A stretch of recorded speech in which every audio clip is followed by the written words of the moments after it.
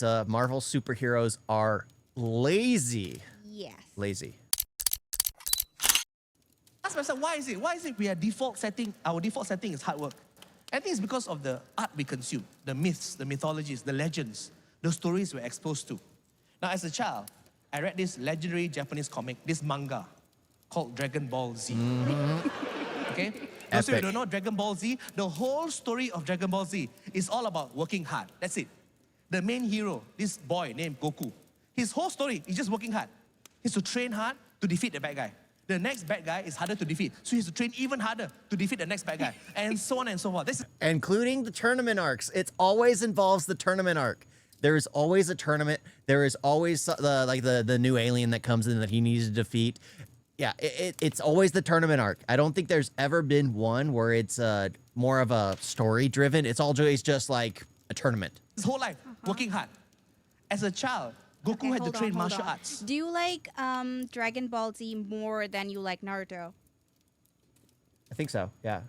Do you like Dragon Ball Z more than you like One Piece? No, of course not. Why? Because One Piece has a story that's been ongoing for so long, and it's still, like, the thing is, you can watch the first two really arcs of Dragon Ball Z and you basically know everything. After the Cell Saga, everything's basically the same. In One Piece, sure, the structure is the same, where they get to a new island and the entire crew separates, but it's the type of villains, the story behind it all, the world itself is so much more grand. So much more grand. And Naruto has way too much filler. What do you mean? Way too much filler. Stories. Way too much filler. They're all good stories. It's like you have to watch 20 minutes of an episode to get to like 3 minutes of the story, because 20 minutes of it is filler. 20 minutes of it is filler. It's just a good story. Hated that. It's just a side story. You can get through the entire Naruto in 50 episodes. Shippuden, I think it's like 150 episodes, because the other 350 are filler. It's a weird mix. It's a weird mix. But yeah. Wearing a 20-kilo turtle shell on his back. I watched like till season 3, I think, of the time I got reincarnated as slime. And then it just started getting weirder for me as they got more girls there. I'm not gonna lie, I did watch a lot of that. Oh my god. I don't like the slimy. I don't know why. I don't like it. Because it's like, why a slime?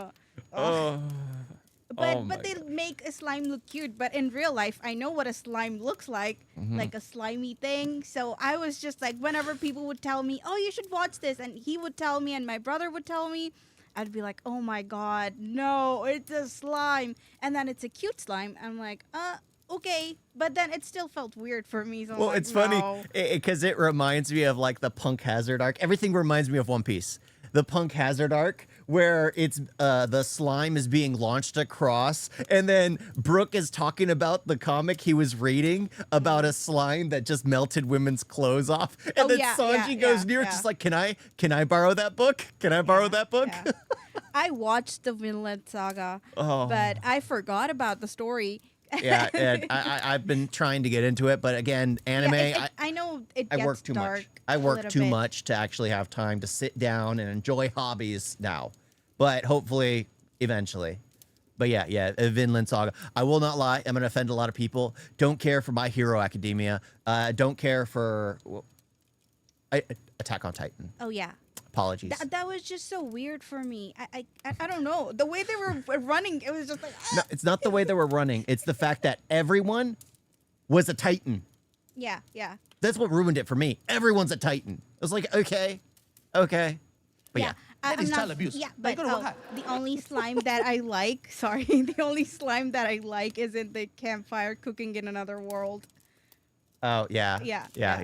That's the only... The sweet. Oh. Yeah, you good, should definitely watch that cooking one. Yeah. If you like the slime. Oh, if you like the slime. Okay, back to the Yes. That is child abuse. But you gotta work hard. My favorite point in the whole story, Goku, as an adult, he fights a bad guy. The bad guy kills him. Goku dies. Then Goku's soul goes to heaven. And there, the king of heaven says to Goku, who just died, you have to work harder. The king of heaven sends Goku to a special training facility in heaven where Goku can train even harder. And when Goku has trained hard enough, the king of heaven gives him his life back. So Goku goes back to Earth to defeat the bad guy. What is the moral of the story to all Asian kids reading this manga? Work harder. Even when you die, you have to work hard. Death will not liberate you from the need to work hard. Right? When Westerners die, it's rest in peace. When Asians die, it's back to work. Goku had no work-life balance. He didn't have life-death balance. He had to work hard.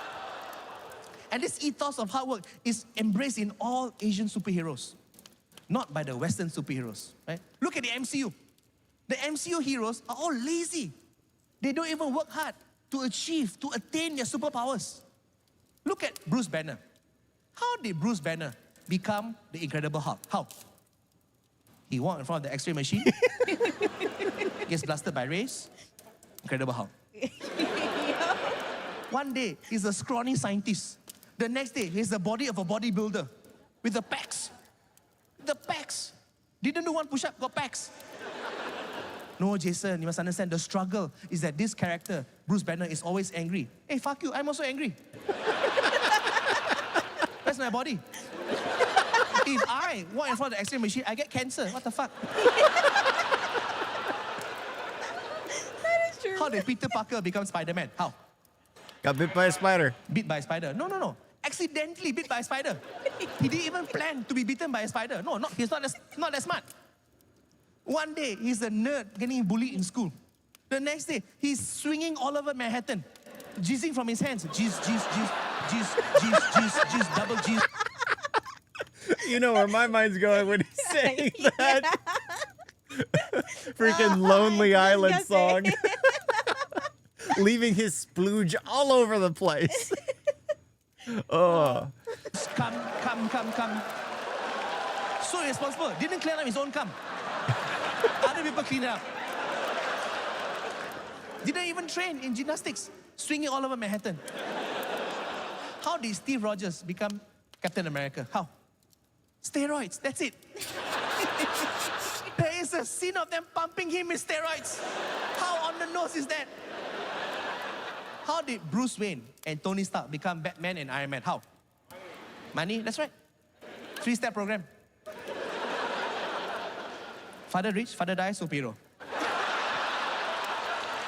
The thing is with Batman, at least he does do the struggle of learning. So Iron Man has the. Oh, we should definitely watch the video where it's like life as a Batman. Life as a Batman. So Iron Man has like he's basically walking around in a suit of armor that's bulletproof and everything, and it's just like it nanobots and it turns into weapons for him. Batman has a bat belt, and a batarang, and a bat gun, and a Batmobile, but he's still more like he still has to fight. He still has to get physical with everyone. Okay. So there is a bit of a struggle, but that's DC Comics versus Marvel Comics. Krish, the Indian superhero doesn't work harder since he's a superhuman. Krish What? is just loser. Oh, I'm reading the comment. Speak up. Speak up. Why do I want? No, you read it. Okay. Krish, the Indian superhero, doesn't work harder since he's a superhuman.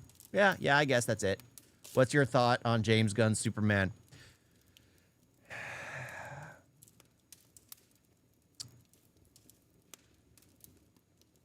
Okay, let's go on. That's pretty much my thoughts on it. It was just like there was nothing there.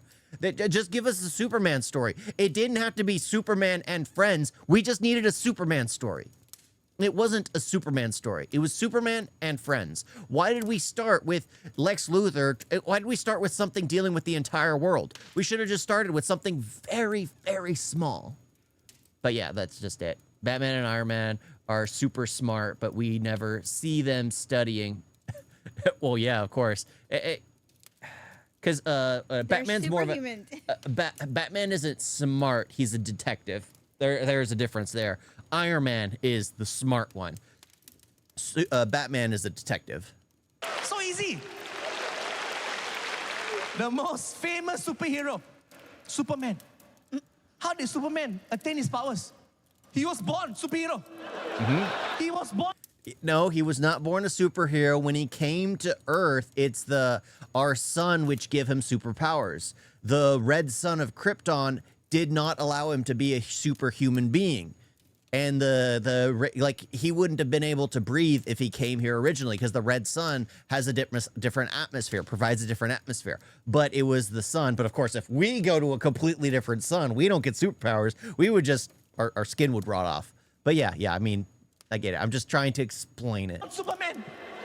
He was born with all the perks, powers, and privileges. He flies to Earth. No paperwork, no visa. Literally and figuratively an illegal alien. Yes. But because he's white, He's not getting arrested widely by accepted ICE. by the community. Yeah, Man of Steel, our superhero, be our champion. So easy. The one that hurts me the most personally, right, is Doctor Strange. You follow his story. Doctor Strange actually worked hard to become a neurosurgeon on his own accord. One of the hardest branches of medicine, neurosurgery. He gets to a car accident, hands all fucked up. Can't do surgery.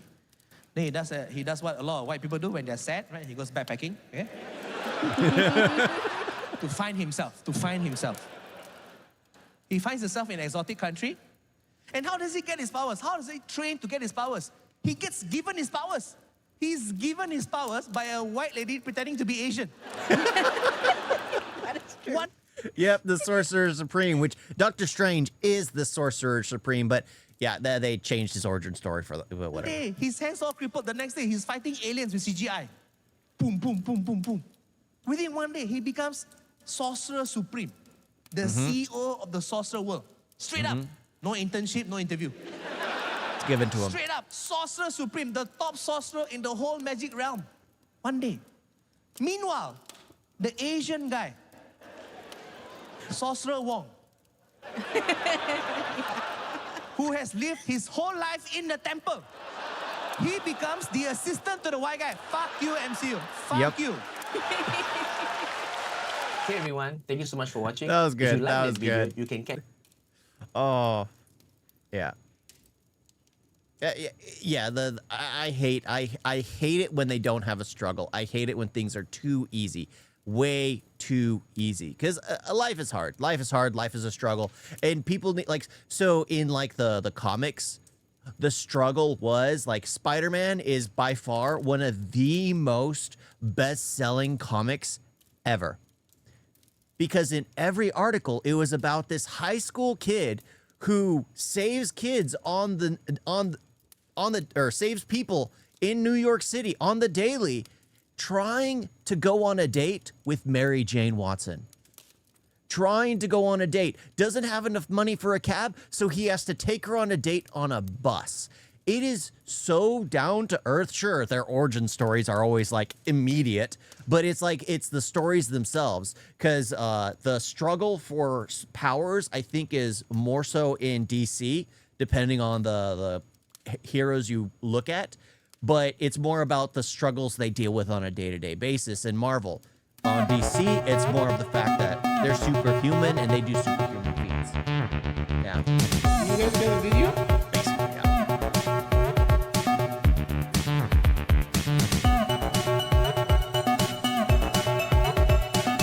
So bad. And don't forget to like and subscribe. Wait on that.